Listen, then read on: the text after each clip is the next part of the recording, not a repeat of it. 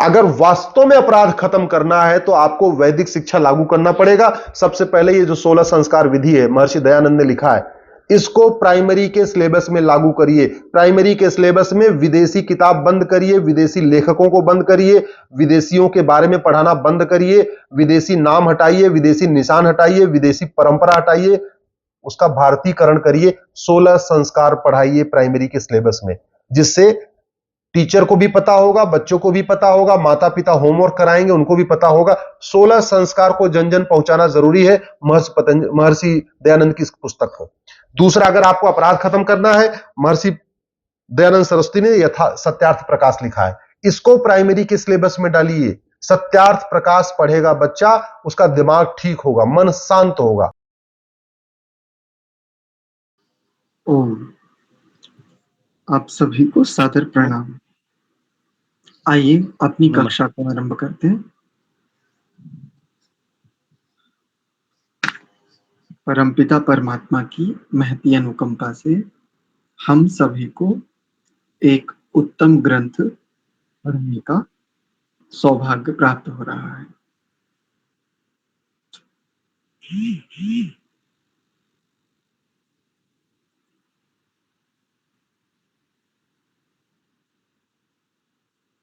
चित्त में सजगता, विषय को जानने के प्रति तीव्र इच्छा, एकाग्रता आदि व्यवस्थाएं एकत्र करते हुए मंत्र पाठ करेंगे।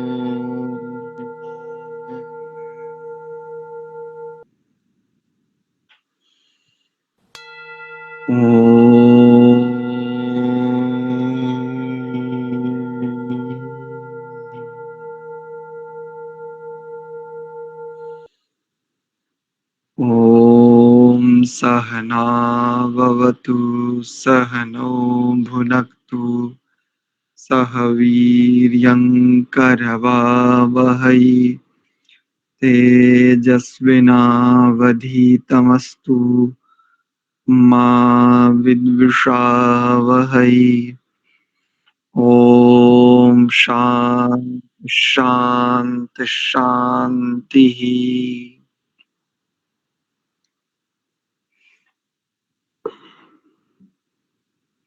ओम। आप सभी का पुनश्च हार्दिक स्वागत एवं अभिनंदन संस्कार विधि स्वाध्याय की इस कक्षा में। हम संस्कार विधि के शांतिकरण नामक प्रकरण पर विचार कर रहे हैं। आज इसके 26वें मंत्र पर विचार करेंगे। यह मंत्र सामवेद के प्रथम प्रपाठक के उत्तरार्चिक का तीसरा मंत्र है। देखिए उच्चारण। स नः पवस्व पवस्व शंगवे। यहां पर अनुस्वार को ग क ख ग घ ग शंगवे। उसके बाद संजनाय, या है ना, या तो नकार की भांति उच्चारण करेंगे। संजनाय समर्वते समर्वते।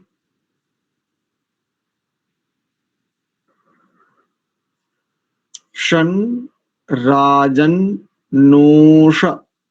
धीभ्यः शन राजन्नोषधीभ्यः। उच्चारण देख लीजिए, बड़ा सरल बड़ा छोटा सा मंत्र है।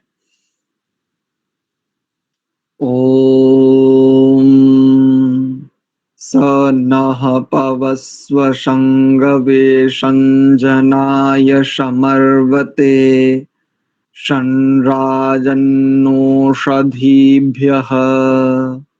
ये इसका सरल उच्चारण। संहिता की दृष्टि से क्या करेंगे वो भी देख लीजिए। ओम स नः पवस्व शंगवे संजनाय समर्वते शनराजन्नोषधीभ्यः। ये संहिता की दृष्टि से ठीक है। आचार्य जी इसको गाया भी तो जाता है, सामवेद एक बार गा के भी सुना दो, आपकी महती कृपा होगी। नहीं नहीं नहीं, अभी अभी नहीं, अभी हम सीख लें ठीक से तब सुनाएंगे। अभी हमें सामवेद का सस्वर पाठ नहीं आता, कुछ एक मंत्रों का आता लेकिन सभी का नहीं आता। पूरा सामवेद हमने नहीं सीखा अभी, ठीक है जी। अभी हमें स्वयं भी नहीं आता इसलिए हम नहीं गा पाएंगे। जिनका आता है उनको अधिकार पूर्वक गा लेते हैं, लेकिन जो अभी नहीं सीखा उनको नहीं गा पाते। अस्तु। कई लोग जो नहीं गाते हैं वो भी गाने का प्रयास करते हैं, ये ठीक नहीं है। जो वेद जिस स्वर के साथ बोला जाता है, यदि हमें उस स्वर का ठीक ठीक परिज्ञान ना हो तो हम सामान्य स्वर से पाठ कर सकते हैं, इसमें दोष नहीं है। ये ऋषि ने ही हमें विधान दिया है, महर्षि पाणिनि जी और अन्य ऋषियों का ये हमें विधान मिलता है कि वेद का सस्वर पाठ यदि विदित ना हो तो सामान्य पाठ भी किया जा सकता है, एक श्रुति पाठ किया जा सकता है इत्यादि। चलिए, तो पहले आप लोगों से सुन लेते हैं, फिर इसके भाष्य पर विचार करेंगे। तो सबसे पहले आदर्श माता जी से सुनते हैं। ओम नमस्ते आचार्य जी। नमस्ते। ओम सनः पवस्व शंगवे संजनाय समर्वते संराजन् नोषधीभ्यः। ठीक है, बहुत बढ़िया। धाभियो और भाभी दोनों ही महाप्राण से बोले जाने वाले हैं, तो सभी लोग इस बात का बड़े अच्छे से ध्यान रखेंगे। कई लोग तो दिव्य ऐसा करेंगे, कई लोग धीव्य ऐसा करेंगे, ये दोनों गलत है। धीभ्य सब लोग इसका ध्यान रखें, क्योंकि दोनों ही वर्ण महाप्राण वाले हैं। ध और भा यानी इनमें अधिक प्राण का प्रयोग होगा उच्चारण करते समय। ठीक है, बहुत अच्छा। इनके बाद अमित माने जी से सुनते हैं। जी ओम सन्नः पवस्व शंगवे संजनाय संवर्ते संराजन् नौषधिभ्यः।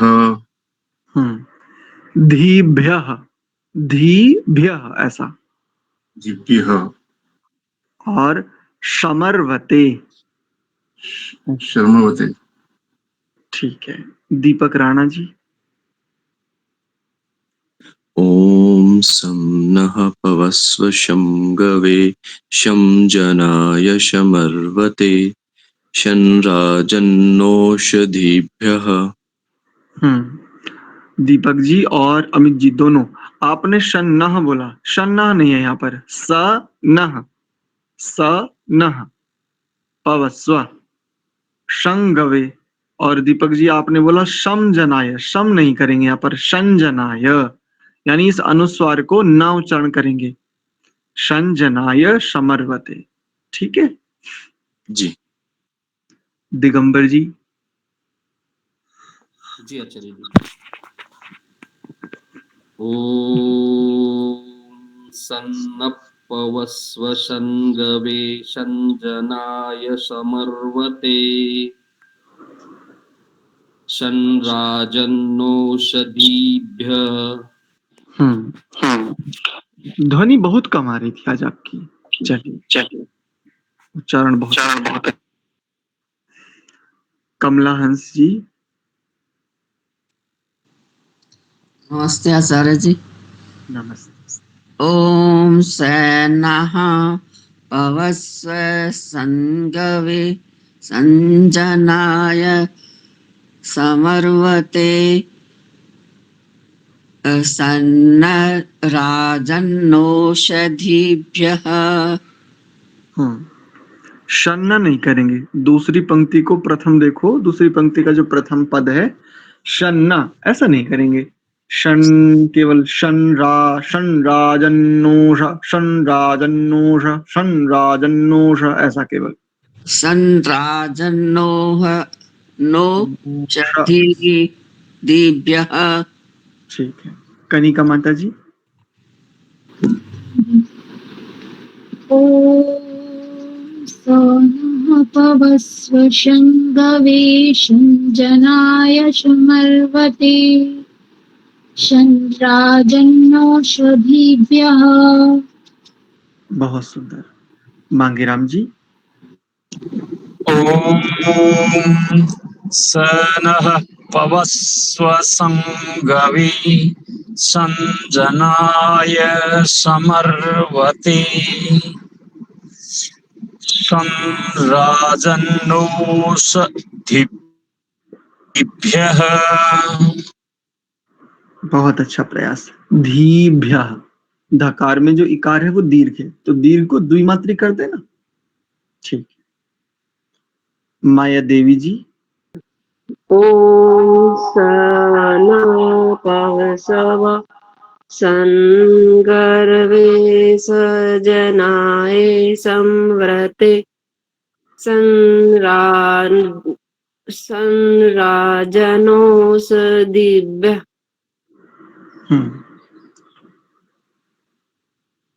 संव्रते नहीं करेंगे, समर्वते, समर्वते। ठीक है जी। और दूसरी पंक्ति में स नहीं, शन, शन राजन्नोषधीभ्यः, ऐसा करेंगे। चलिए। रवि जी। रवि प्रकाश जी। जी आचार्य जी। ओम सनः पवस्व शंगवे जनाय शमर्वते शन राजन्नोषधीभ्यः। बहुत बढ़िया। नंदन जी। जी आचार्य जी। ओम सनः पवस्व संगवे संजनाय समर्वते संराजन्नोषधीभ्यः। नोष, मूर्धन्य शकार है ना, नोषधि, नोषधि। पकड़ में आया? नोषधीभ्यः। हाँ, अब हुआ ना ठीक, एकदम बढ़िया। ठीक है। रजनीश जी। ओम सनः पवस्व शागवे संजनाय समर्वते संराजन्नोषधीभ्यः। अपना परिचय दीजिए, कौन है आप? अपना नाम बताइए। मैं नीलम गुप्ता हूँ। ठीक है। दिल्ली से। हाँ भाई साहब भी सुना दे। हाँ हाँ जी जी। फिर से बोलिए। बोल रहे हैं। सनः पवस्व शंगवे जनाय संवर्ते संराजनोषधीभ्यः। ठीक है। संव्रते नहीं करेंगे, संव्रते नहीं, समर्वते और समर्वते। पवस्व नहीं, पवस्व, पवस्व, पवस्व। हाँ। और समगवे, जी, समगवे नहीं करेंगे, संगवे। शम शंगवे शं हाँ, शंगवे और शंगवे ठीक। राजपाल शंजनाय शम्मते। हाँ जी, राजपाल जी मेरा ठीक था। आपके में त्रुटि थी, आपसे बोला तो था कि पुनः एक बार उच्चारण कर दीजिए। नीलम जी अच्छा अच्छा ठीक है, मैं करती हूँ जी, मैं करती हूँ। सनः पवस्व शंगवे संजनाय समर्वते संराजन्नोषधीभ्यः। दो स्थानों पर देखो, अभी आपने पहले से ठीक कर लिया। पवस्व के बाद शंगवे शंगवे शंगवे, यहाँ पर केवल शंगवे।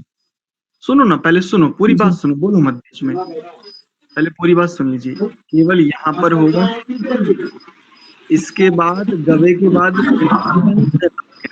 संजनाय, ऐसा। और दूसरी पंक्ति में देखेंगे तो शनराजन शनराजन, ऐसा उच्चारण। बाकी आपका ठीक है जी।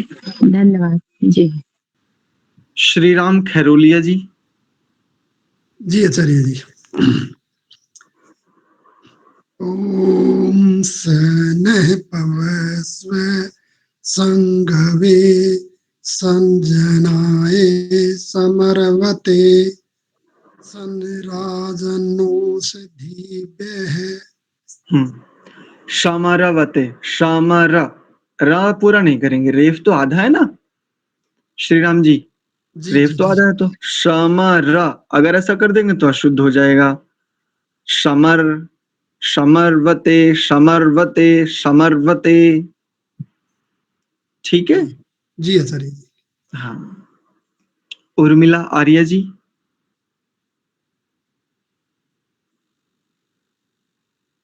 दीप्तिका माता जी। ॐ सनः पवस्व संगवे संजनाय समर्वते संराजन्नोषधीभ्यः। बहुत सुंदर। धीभ्यः, इकार को थोड़ा सा दीर्घ कर लेंगे, धीभ्यः धीभ्यः। हाँ अब ठीक है, बहुत सुंदर। अनुपमा जी। ॐ सनः पवस्व शंगवे संजनाय समर्वते संराजन्नोषधीभ्यः। कई लोग दूसरी पंक्ति का जो प्रथम पद है उसको शंग दाजन शंग बोल रहे हैं, शंग शंग नहीं बोलना। ग्वांग है ना, रकार के क्षमा चाहूंगा, रेफ के कारण इस ग्वांग को क्या उच्चारण करेंगे, णा, टठ डढ़ णा, तो षणराजन षणराजन। अब णा को अगर वहां बिल्कुल लेकर के जाएंगे तो गड़बड़ हो जाएगी, हल्का सा ना की भांति षणराजन, यानी रेफ के साथ इस ग्वांग के उच्चारण को संयुक्त करते हुए तो उच्चारण निकल करके आएगा शनराजन्नोषधीभ्यः। धीमी गति से देखो, शनराजन्नोषधीभ्यः, ऐसा उच्चारण निकल के आएगा। ठीक है जी, ठीक है चलिए गौरव जी से सुनते हैं। ओम सनः पवस्व शंगवे संजनाय समर्वते संराजन्नोषधीभ्यः। बहुत सुंदर बेटा। यहाँ पर जो शन बोलते हैं ना, संजनाय, उसको ना बिल्कुल क्लियर नहीं बोलना। वास्तव में तो यहाँ पर यहाँ हो रहा है, च छ ज झ, यहाँ अनुस्वार को यहाँ उच्चारण करेंगे ना, किंतु यहाँ का उच्चारण ना की भांति करना। अब ना को क्लियर कट नहीं बोलना, क्लियर कट ना ही नहीं रखना उसको, यानी अनुस्वार का उच्चारण परवर्ती अक्षर से जोड़ते हुए कीजिए जो भी हो रहा है। तो संजनाय संजनाय, ना है भी और नहीं भी है। बात पकड़ में आई गौरव, क्या संकेत करना चाह रहा हूँ बेटा? जी आचार्य जी। संजनाय समर्वते। हाँ, संजनाय, बहुत अच्छा। सुंदरा माता जी। नमस्ते आचार्य जी। ओम स नः पवस्वः संगवे संजनाय समर्वते चंद्राजनौषधीभ्यः। राजन नोष धीभ्यः, अलग अलग बोल लो।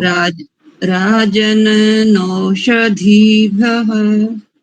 अभी भी गड़बड़ कर रहे हो, देखो ना, पहले सुनो ना, ध्यान से पकड़ो ना पहले। जी जी जी। राजन नोष धीभ्यः। राजन नौषधीभ्यः। भ्यः भ्यः। और पवस्वः, यहाँ पर विसर्ग नहीं, आपने पवस्वः ऐसा बोला, पवस्व केवल। जी ठीक है, सत्य प्रकाश जी से सुन लेते हैं। गुरु जी मैं सुन नहीं पाया था, प्रयास करता हूँ आपकी। हाँ। ओम स नः पवस्व संगवे संजनाय समर्वते सन्नराजन्नौषधीभ्यः। आपका कंठ बड़ा अच्छा है, आपके कंठ से उच्चारित ध्वनियां बड़ी अच्छी निकल के आती हैं। एक स्थान पर ठीक कर लीजिए, बाकी ठीक है। शन्न राजन, ऐसा नहीं, केवल यहाँ पर क्या करेंगे, इस शकार के बाद ये है ग्वांग, और ग्वांग का उच्चारण यहाँ पर करेंगे णकार की भांति, तो हो जाएगा शनराजन्नोष, शनराजन्नोषधीभ्यः। ठीक है? ठीक है गुरु जी। धर्मदेव जी। ओम स नः पवस्य संगवे संजनाय समर्वते राजन्नौषधीभ्यः। बहुत अच्छा प्रयास, बहुत सुंदर। पवस्व, पवस्व, पवस जैसे रामस्य पवस्य। रुको ना, अच्छा जी। पवस बोलो, पवस, पवस, वा, पवस, वा वा वा, वा पवसय। रुको ना, अभी देखो फिर अपनी कर रहे हो। हम जो पकड़ा दें उसको पकड़ने की कोशिश करो ना। पवस, पवस को अलग करो और वा को अलग करो। पवस वा, पवस वा, पवस वा। पवस, पवस, या नहीं, वा। वाह, हाँ, बस इसका अभ्यास कर, ठीक हो जाएगा। चलिए, उमा सिंह, अच्छा एसपी सिंह जी। एसपी सिंह जी बोलेंगे? ओम जी आचार्य जी। ओम स नः पवस्व संगवे संजनाय समर्वते संराजन्नौषधीभ्यः। उच्चारण बहुत क्लियर है, ये बस दूसरी पंक्ति का प्रथम पद को शई नहीं बोलेंगे, शई राजन ऐसा बोला ना आपने, इसको बोलेंगे शन राजन्नोष, शन राजन्नोषधीभ्यः। ठीक है? सविता आर्य जी। ओम शाना, ओम सानाः पवस्व संगवे संजनाय समर्वते संराजन्नौषधीभ्यः।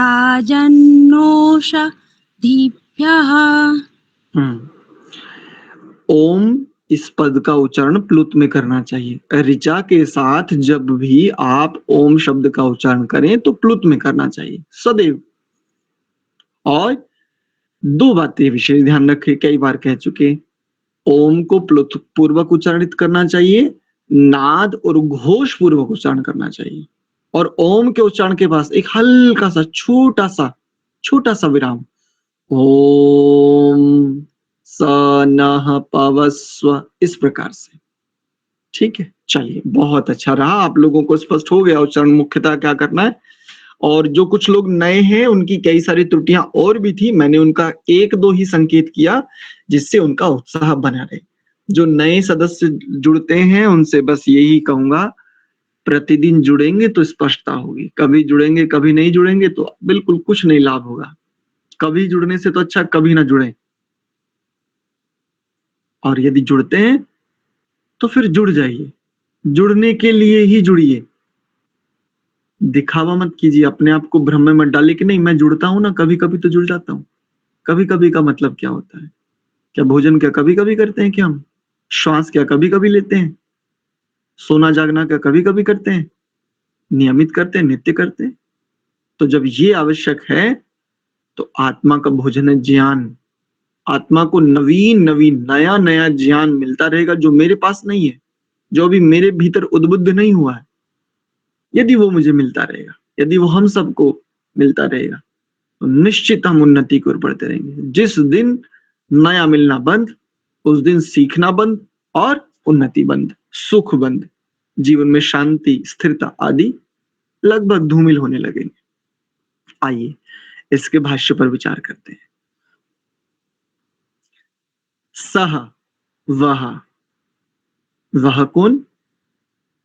आगे देखो, नह अस्माकम, जो हमें, पवस्व, पवित्र करें।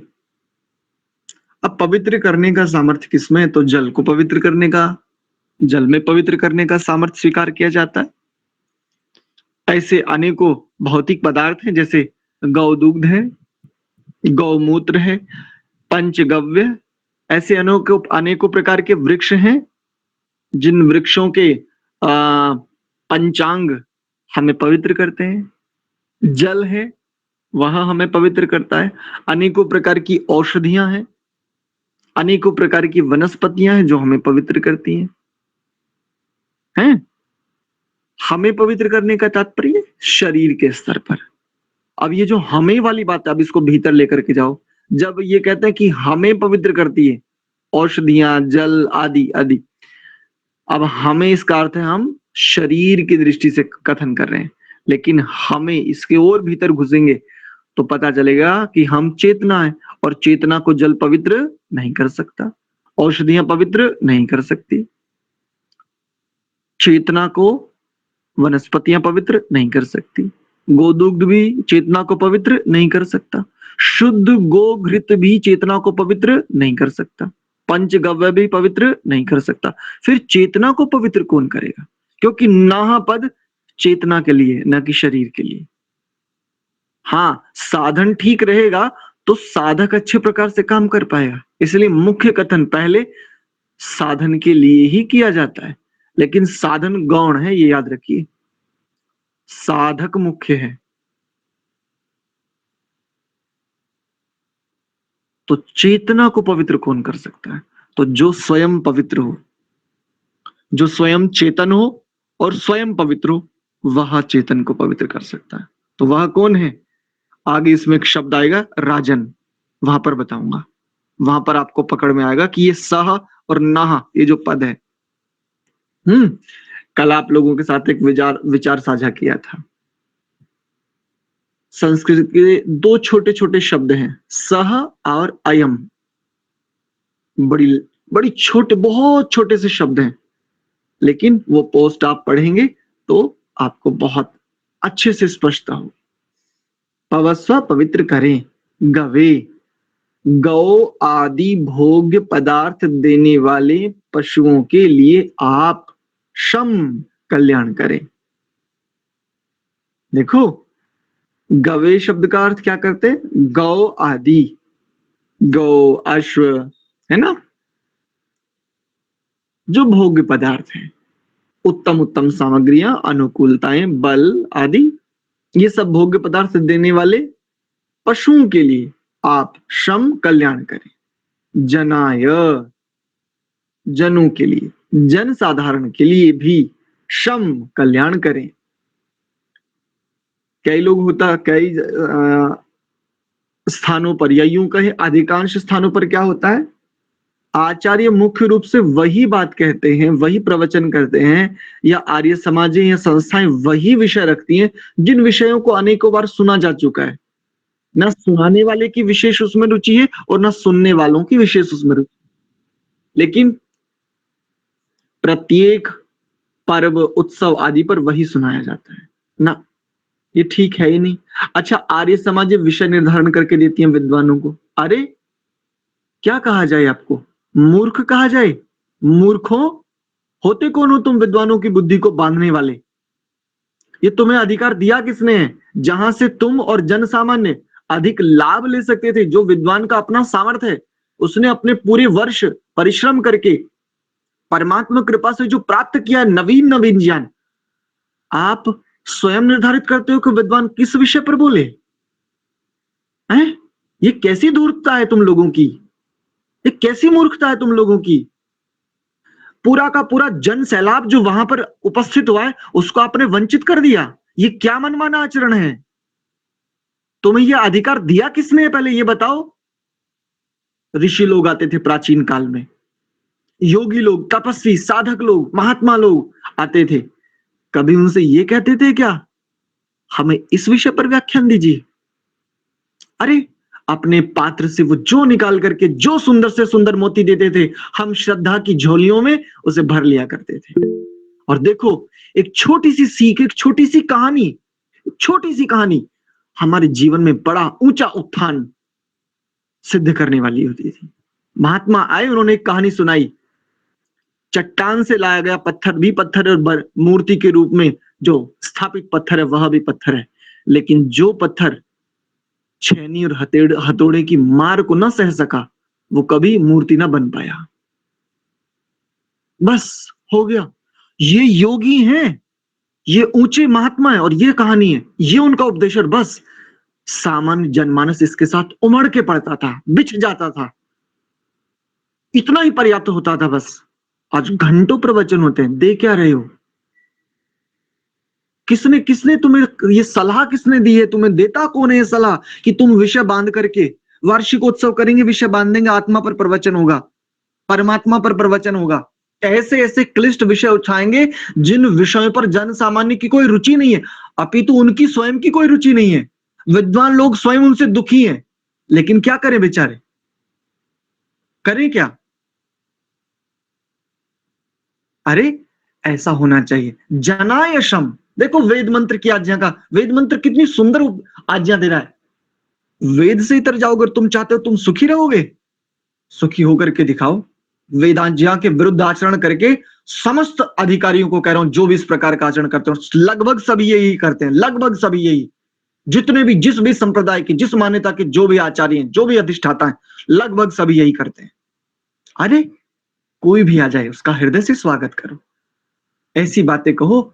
विद्वान के पास तो विद्वत बुद्धि है ही, विशेष बुद्धि वाले के पास तो विशेष बुद्धि है ही, लेकिन ऐसे आख्यान रखो ना जिससे जनमानस भी जुड़ सके, जिससे कोई भी आ जाए उसको बोध प्राप्त हो, उसके भीतर में एक जागृति हो। उद्बुद्ध्य स्वाग्ने प्रतिजाग्रही त्वम इष्ट आपूर्ते, उसकी भी इष्ट की आपूर्ति हो जाए। वह जो चाहता है, वह जो आत्मा पिपासु है, उसके भीतर वो अग्नि प्रज्वलित हो जावे, वह चिंगारी विद्यमान है।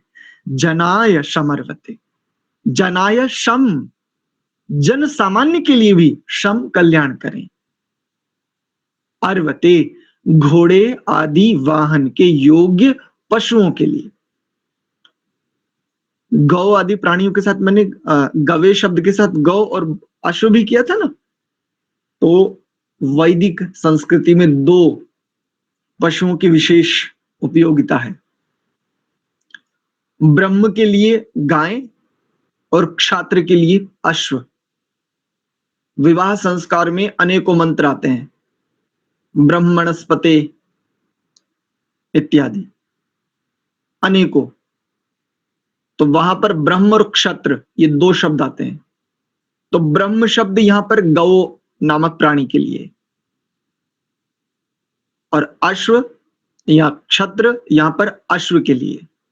इन दो से पूरक होता है जीवन। अब इसको समझ लीजिए, ब्रह्म क्या है? ब्रह्म है बुद्धि, ब्रह्म है ज्ञान, ब्रह्म है शुद्धता, पवित्रता। यदि शुद्धि चाहिए, यदि पवित्रता चाहिए, यदि ज्ञान चाहिए, यदि उन्नति चाहिए, तो गौ का होना अत्यंत आवश्यक है। इसलिए विष्णु धर्मोत्तर पुराण में कहा जाता है गावो विश्वस्य मातरा। कई लोग इसको कहते हैं वेद वाक्य, नहीं, वेद वाक्य नहीं है, विष्णु धर्मोत्तर पुराण का कथन है। गावो विश्वस्य मातरा, गाय विश्व की माता है, इसलिए यहां पर कहा गया।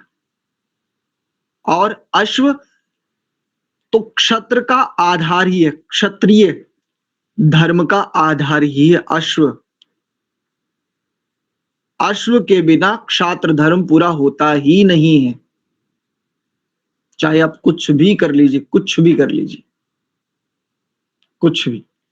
बहुत सारी स्थितियां हैं जहां पर आकर के फेल हो जाती है टेक्नोलॉजी। मैं पूरी तरह नकार नहीं रहा हूं, बहुत कुछ खोजा गया, लेकिन रानी लक्ष्मीबाई जिस किले से जितनी ऊंची छलांग लगाई थी, बताओ कौन सी ऐसी टेक्नोलॉजी जो छलांग लगा सकती है? आप कह सकते हो वायुयान है, लेकिन टेक्नोलॉजी जहां फेल हो जाती है वहां पर परमात्मा की बनाई टेक्नोलॉजी फेल नहीं होती। परमात्मा का बनाया हुआ विज्ञान, उसकी व्यवस्था वहां फेल नहीं होती।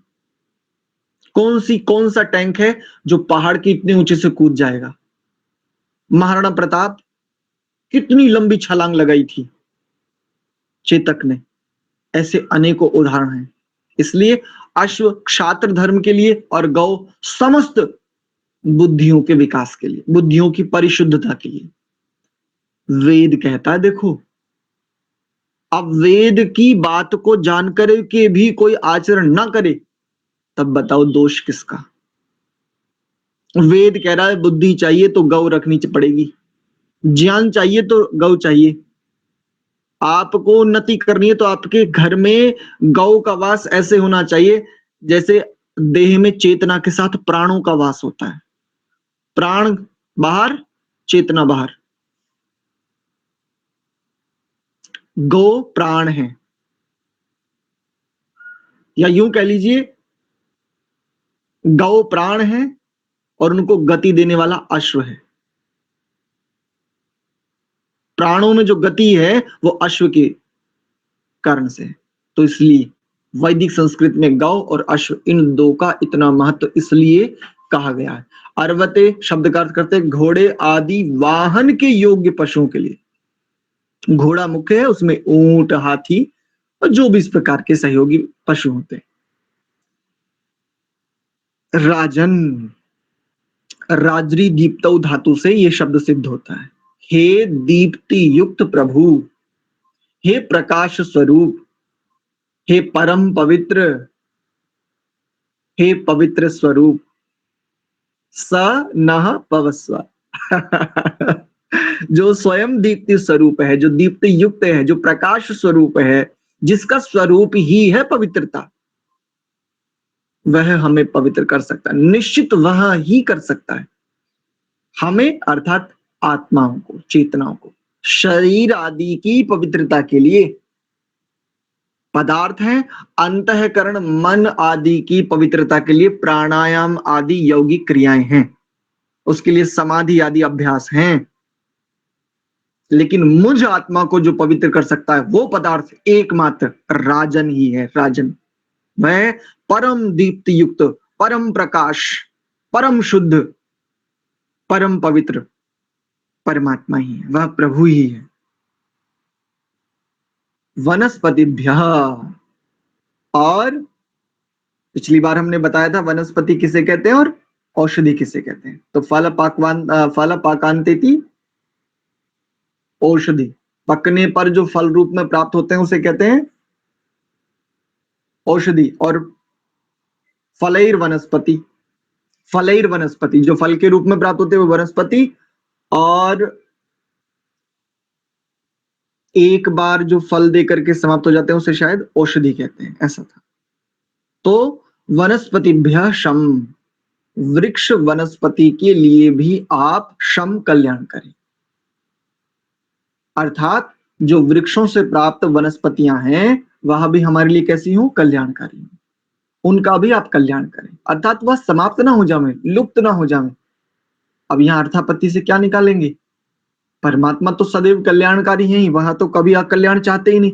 अर्थात हमारा ऐसा आचरण हो कि कहीं ऐसी उत्तम वृक्षों से प्राप्त होने वाली वनस्पतियां कहीं लुप्त ना हो जाए, या कहीं विकृत ना हो जाएं, औषधियां ही कहीं मृत्यु का कारण ना बनने लगे, वनस्पतियां ही कहीं रोगों का कारण ना बनने लगे। जैसे वर्तमान में सब्जी, शाक, मूल, कंद, फल, मेवे आदि, जिसको सूखा मेवा बोलते हैं, इन सब में देखो कितने प्रकार के केमिकलों का प्रयोग होता है।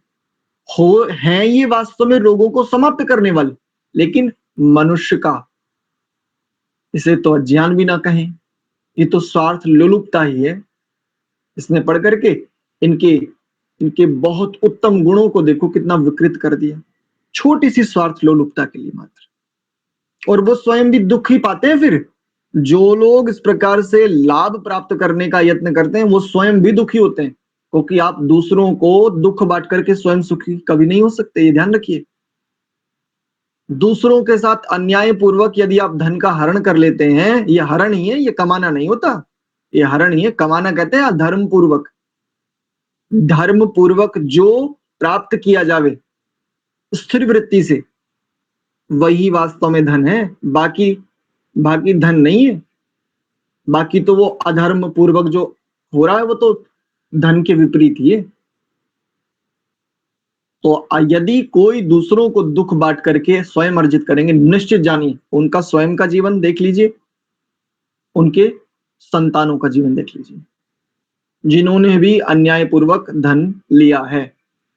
धन एक बहुत बड़ी सत्ता है, लेकिन अन्यायपूर्वक धन हरण करने वालों की पीढ़ियां आपको सुखी दिख सकती हैं, लेकिन ज्ञान से, आत्म उन्नति से आपको दूर ही मिलेंगी, और इतनी दूर मिलेंगी कि पता नहीं अभी कितने जन्म लग जाएंगे। जैसे एक उदाहरण दूं, वर्तमान में एक नाम है सिंधिया परिवार, जानते हो? रानी लक्ष्मीबाई के हत्याकांड में इनका बहुत गहरा षड्यंत्र था अंग्रेजों के साथ मिलकर के, और फिर अंग्रेजों ने पूरा का पूरा ग्वालियर और वो सारी की सारी व्यवस्थाएं दी। आज उन्हीं का परिवार है। देखने से क्या लगता है आज भी शाही ठाट बाट है, लेकिन एक बात देखो ना, करुणा भरी दृष्टि से एक बार निहारो, उनके जीवन में ज्ञान है, वैराग्य है, आत्मोत्थान जैसा एक छोटा सा बोध भी है उन्हें। कल्याण भी कोई वस्तु होती है, तनिक भर भी उन्हें पता है। केवल दिखावा, प्रदर्शन, और कितना, आज कुछ बात कल कुछ बात, आज इस पाले में कल उस पाले में, आज इस पार्टी के साथ कल उस पार्टी के साथ। जो स्वतंत्र रूप से अपने पैरों पर खड़ा तक नहीं हो सकता, ये होता है। देखने को हमें दिख सकता है कि सुखी है, लेकिन सुख और दुख होता क्या है? किसी बालक ने प्रश्न किया था परसों तरसों कि आचार्य जी बहुत अच्छा लगता है ये तो जो अच्छा लग रहा है या जो अच्छा दिख रहा है वह कल्याणकारी भी हो आवश्यक नहीं है। इसलिए वनस्पतिभ्यः शम, वृक्षों से प्राप्त जो वनस्पतियां हैं वह भी कैसी हो? हमारे लिए कल्याण को देने वाली हो, अर्थात हम उनके साथ ठीक ठीक व्यवहार करें, उनको हम अशुद्ध ना करें, उन्हें विकृत ना करें, स्वार्थ लोलुपता में इतने ना डूब जाएं कि वो पदार्थ विकृत हो जाएं। भावार्थ देखिए, भावार्थ के रूप में क्या कहते हैं? प्रभु से प्रार्थना है कि आप हमारे मन को पवित्र करें, ताकि हमारे मन में सबके कल्याण की याचना की भावना का उदय हो, सबके कल्याण की। अब आर्य समाजियों का आर्य समाजीपना एक श्लोक से बिल्कुल समाप्त हो जाता है। नमस्ते के स्थान पर इन्हें कोई राम राम कर दे तो बस समझ लो समाप्त। और जानते हो वो कौन सा श्लोक है? सर्वे भवन्तु सुखिनः। ये श्लोक किसी ने बोला नहीं कि इनके कान ऐसे खड़े हो जाते जैसे मोर के कान खड़े हो गए। कहते सबका भला क्यों हो जाए? सबका भला हो कैसे सकता है? नहीं, ये तुमने बात बोली कैसी दी? अरे बोले आतंकवादी का भी भला हो। हाँ भाई, आतंकवादी का भी भला हो, क्योंकि आतंकवादी का सबसे पहले भला होना चाहिए। जो जितना बड़ा उपद्रवी उसका सबसे पहले भला होना चाहिए, निश्चित बात है, इस प्रार्थना में तनिक भी दोष नहीं है। लेकिन हाय रे दुर्भाग्य, आग्रह क्योंकि आतंकवादी सबसे अधिक खतरनाक है जन सामान्य के लिए, पूरे समूचे समाज के लिए, समूची धरा के लिए सबसे ज्यादा विध्वंसक है ये। जितना बड़ा उपद्रवी है, सबसे पहले उसी का उद्धार होना चाहिए, वो चाहे जिस रूप में हो। हाँ, उद्धार शब्द को समझ लेना चाहिए। यदि वर्तमान में दंड के द्वारा उसका उद्धार होना चाहता तो दंड देकर के करना चाहिए, क्योंकि दंड भी सुधार के लिए ही है। और यदि उसके भीतर में संभावना है तो उसे शुद्ध पथ प्रदर्शित किया जा सकता है। यदि उसके भीतर संभावना शेष हो तो, ना हो तो दंड ही उसका सुधार है। लेकिन सबसे पहले उसी के कल्याण की भावना होनी चाहिए, क्योंकि सबसे बड़ा उपद्रवी, सबसे बड़ा आतंकवादी, सबसे बड़ा राक्षसी प्रवृत्ति वाला, दानवी प्रवृत्तियों वाला, सबसे पहले इन्हीं के भीतर में शांति होनी चाहिए। इनको ही शांत करना चाहिए। या तो इनके भीतर में शांति आ जाए या तो इनको ही शांत कर दिया जाए। सर्वे भवन्तु सुखिनः, तत्र का बाधा।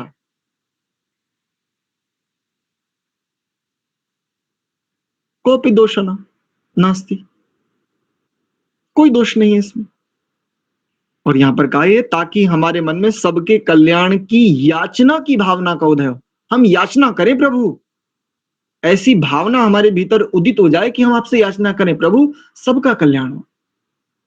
क्योंकि सबके कल्याण में निश्चित बात है, मैं अपने लिए नहीं कह रहा हूं, आप मेरे भीतर की आंतरिक स्थिति को भी जानते हैं, क्योंकि आप सर्वांतर्यामी हैं।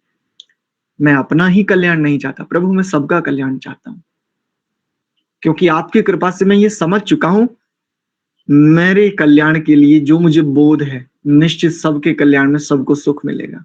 जैसे मुझे सुख प्रिय है, वैसे ही आत्मवत् सर्वभूतेषु,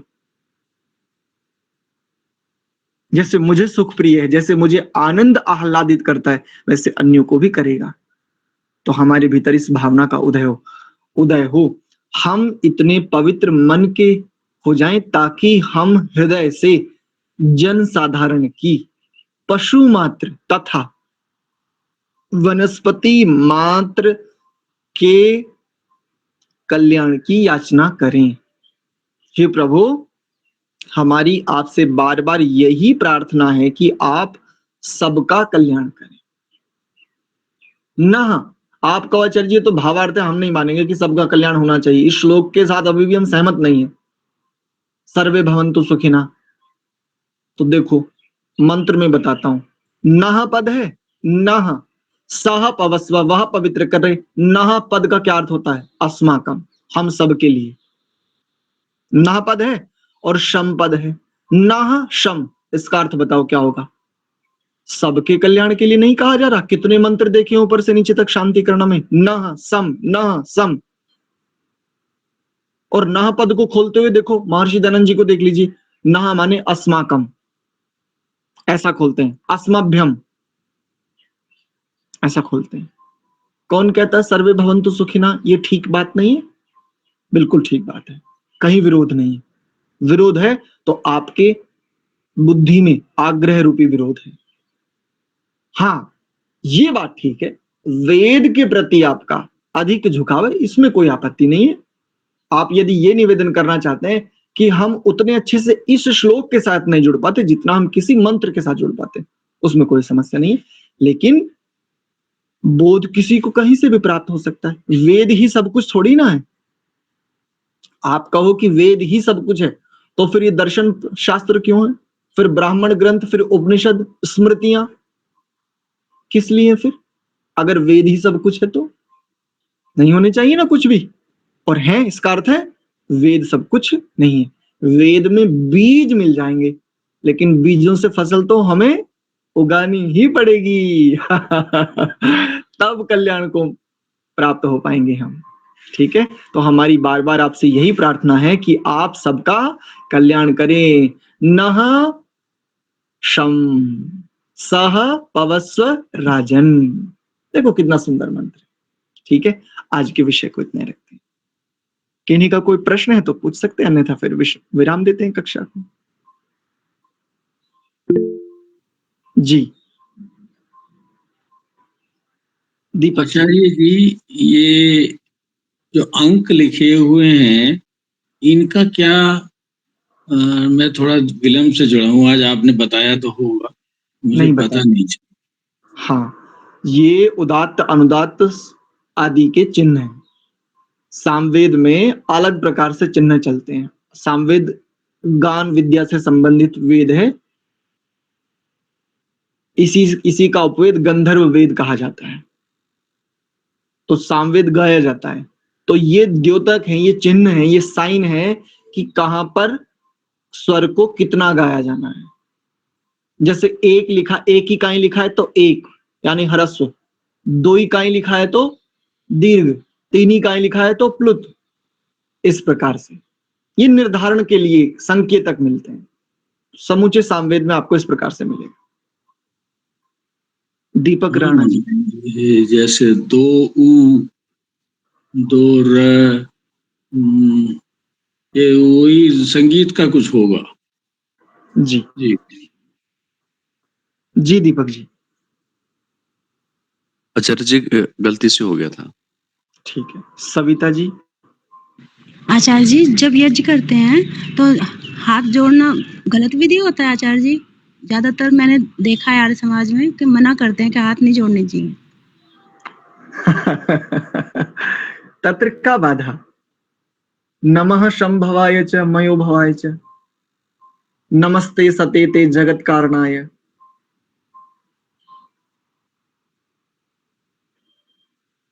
समस्या क्या है? क्यों समस्या है? समस्या ये है, आग्रह है। समस्या ये है, आत्म अभिमान भी नहीं कह सकते इसको। तो ये तो सीधा सीधा, इसको कौन सा अभिमान कहूं मैं? आत्म अभिमान तो एक तुष्टि होती है, उसमें तो आह्लाद होता है, सुख होता है। समस्या क्या है? क्यों समस्या है? शरीर साधन है, और साधन से, चलो इसको दूसरे परिप्रेक्ष्य में बताता हूं। जब आप हाथ जोड़ते हैं, दोनों हाथों की पांचों अंगुलियां, अंगूठों सहित, जिनको 5 अंगुलियां कह देते हैं, जब ये आपस में स्पर्श करते हैं तो एक मुद्रा विशेष बनती है, एक स्थिति विशेष बनती है। हाथ जोड़ करके जब हृदय के पास लगाया जाता है, इस स्थिति में अपना मेरुदंड आदि सीधे करके आप बैठ करके देखिए। प्रत्यक्ष बता रहा हूं, प्रत्यक्ष। जिनको श्रद्धा ही नहीं उनकी तो बात जाने दीजिए, लेकिन प्रत्यक्ष करके देख लीजिए स्वयं। संध्या मत कीजिए, मंत्र उच्चारण मत कीजिए, कोई जप मत कीजिए, कुछ मत कीजिए। केवल श्वासों पर ध्यान केंद्रित कर लीजिए, केवल श्वासों पर, आते जाते श्वासों पर ध्यान केंद्रित कर लीजिए।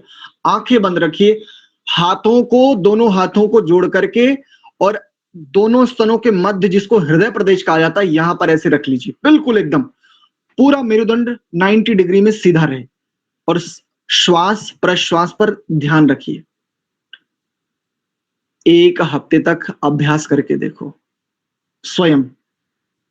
फिर किसी से प्रश्न पूछने की आवश्यकता नहीं बचेगी कि हाथ जोड़ने चाहिए अथवा नहीं जोड़ने चाहिए। परमात्मा ने मुझे हाथ दिए, तुझे तो समस्या नहीं है।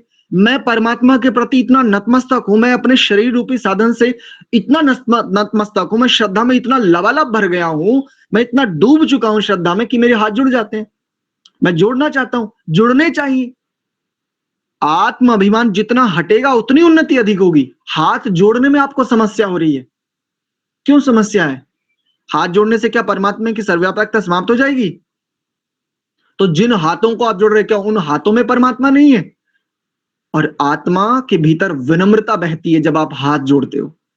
देखो कौन सी नदी बहती है फिर। हाथ जोड़ करके स्वाभाविक रूप से व्यक्ति का अहंकार यहां पर छिन्न भिन्न होता है, यहां पर अहंकार कटने लगता है, नष्ट होने लगता है, क्षीण होने लगता है।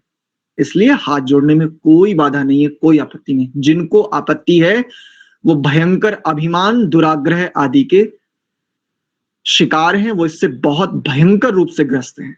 हठ है उनका, हठ, और कुछ भी नहीं है। ऋषि लोग हाथ जोड़ते थे, इसका मतलब ऋषियों से बड़ी स्थिति हो गई इन लोगों की जो ये कहते हैं हाथ नहीं जोड़ना चाहिए। अच्छा, एक तर्क देते, परमात्मा जब सर्वव्यापक है तो हाथ किसको जोड़ रहे हो? ऐसा कहते हैं ना। जी तो आचार्य जी। परमात्मा तो सर्वव्यापक है, फिर ये आसन भी किसके लिए लगा रहे हो? फिर स नः पीतेव किसके लिए बोल रहे हो? फिर शन्नो देवी रभिष्टय आपो भवन्तु पीतये शंयो रभिस्रवन्तु न, ये वर्षा करने की बात किससे कर रहे हो? नमः शंभवाय च किसके लिए कह रहे हो?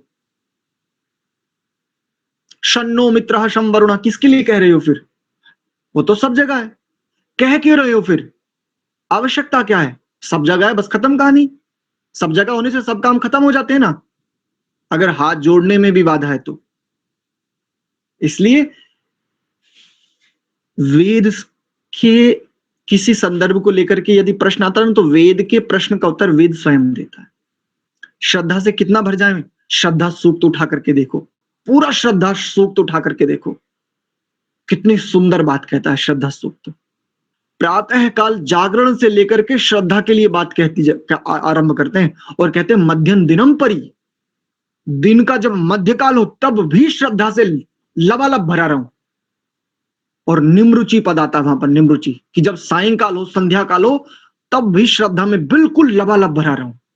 और शयन करने जाऊं तो कैसा, बिल्कुल श्रद्धा में डूब जाऊं, इतना स्वयं वेद कहता है। बाधा क्या है? हाथ जोड़ने तो से तो श्रद्धा बढ़ती है, आत्मा विनम्रता आदि गुणों की ओर और उत्कृष्ट रूप से जाता है। जोड़ करके तो देखो, हट को हटा करके तनिक जोड़ करके तो देखो, जो भी ये हट करते कि नहीं हाथ नहीं जोड़ना, जोड़ो तो सही आप, करके देखने में जाता क्या है? उन्नति हो पकड़ लेना, उन्नति ना हो छोड़ देना, मेरा तो कोई आग्रह नहीं है। लेकिन सहज होने का प्रयास तो करो। जितना सहज होते जाएंगे निश्चित जानो कल्याण यूं दिखने लगेगा जैसे हाथ की हथेली पर रखा हुआ आंवला, बिल्कुल स्पष्ट दिखता है। तो आग्रह से, चाहे मेरे भीतर भी हो, मुझे भी बताएं यदि मेरे भीतर कोई आग्रह हो, तो कोई हट हो, जितना सहज हो जाएंगे, जितना सहज हो जाएंगे उतने ही पाश खुलते जाएंगे। उदुत्तमं वरुण पाशमस्म दवादधम विमध्यमं श्रथाय अथ वयमादित्य व्रते तवा नागसो अदितये श्यामा। तीनों प्रकार के पाशों से, उत्तम मध्यम और अधम, तीनों प्रकार के पाशों से प्रभु हे वरुण परमेश्वर पाश मुक्त कर दीजिए। देखो कितनी ऊंची बात कही है। सहज हो जाएंगे, पाश खुलते जाएंगे। जितने सहज होते जाएंगे, जितना हट हटाते जाएंगे। हट हटाने के लिए ही है, हट पकड़ने के लिए है ही नहीं। ठीक है, आज का विषय इतना ही रखते हैं। आशा करता हूं आपको स्पष्ट हो गया। चलिए, बहुत बहुत धन्यवाद आचार्य जी। सीधे बैठ जाइए, आंखों को कोमलता से बंद करते हुए भगवान के प्रति अत्यंत कृतज्ञता, अत्यंत श्रद्धा का भाव। प्रभु हे पिता, हे माँ, बड़ी कृपा है। इन शब्दों से, इस छोटे से समय की इस स्वाध्याय वेला से जो कुछ प्राप्त हो रहा है ना, वह अकथनीय है। आपके आश्रय की समीपता का जो मुझे भान हो रहा है ना, उसके लिए मैं आपको बारंबार प्रणाम करता हूं, प्रणाम करती हूं। प्रभु बहुत धन्यवाद इसके लिए। हम आपके अत्यंत कृतज्ञ हैं। ऐसी शुद्ध भावनाओं से, ऐसे शुद्ध भावों से, इन श्रद्धा रूपी सुमनों के साथ प्रेम से उस परम पवित्र को, उस परम राजन को लंबा गहरा श्वास भरते हुए प्रणव का उच्चारण करेंगे।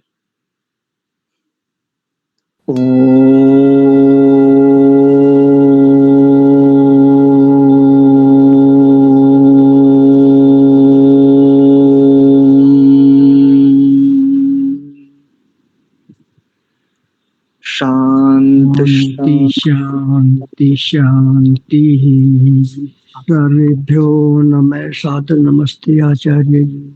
बहुत बहुत धन्यवाद, सादर प्रणाम।